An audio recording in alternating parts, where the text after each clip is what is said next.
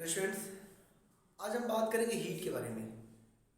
Basically in this session we will discuss definition of heat, units CGS and SI unit of heat, okay, and उन दोनों में relation क्या है, what is relation between SI unit of heat and CGS unit of heat. Now we will discuss other units of heat, calorie and kilo calorie, क्योंकि calorie और kilo calorie में भी हम हीट को मेजर करते हैं, तो फिर उन दोनों में रिलेशन क्या है, what is relation between calorie and kilocalorie. So first of all starting from definition of heat is a form of energy which is transferred from one body at higher temperature to another body at lower temperature when they are placed in contact with each other. मतलब दो अलग अलग temperature वाले body को अगर हम contact में लाते हैं तो हीट एक ऐसा फॉर्म ऑफ एनर्जी है जो higher temperature to lower temperature transfer होता रहेगा, ठीक है। और ये ट्रांसफर तब तक होगा जब तक कि दोनों बॉडी का टेम्परेचर सेम ना हो जाए, ठीक है। Now SI unit of heat, अब हम ये कर रहे हैं heat is a form of energy, तो इसका मतलब है कि जो यूनिट हीट एनर्जी का होगा वही यूनिट हीट का भी होगा। SI unit of energy is joule, then SI unit of heat is joule.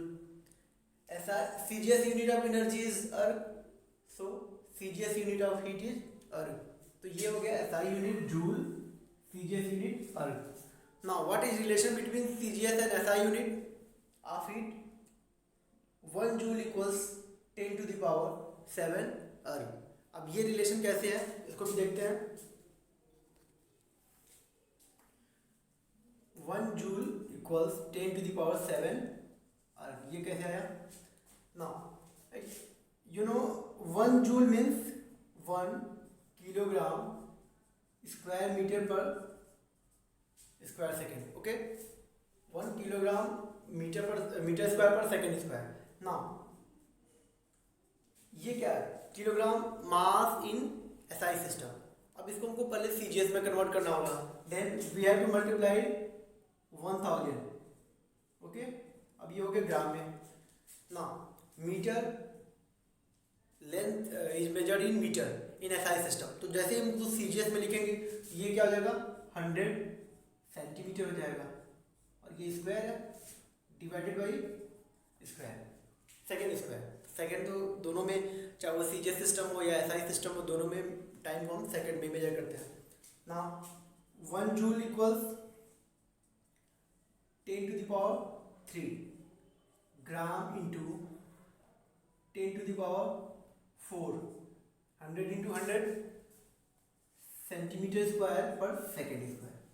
Now we can write 1 joule equals 10 to the power 3 into 10 to the power 4, base same है, power add होंगे, then we have 10 to the power 7 gram centimeter square per second square, and this is erg, okay. So we can write 1 joule equals 10 to the power 7 erg।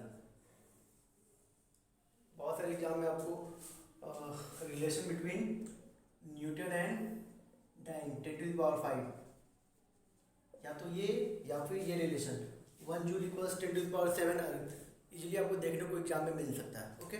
तो ये आपके लिए important है।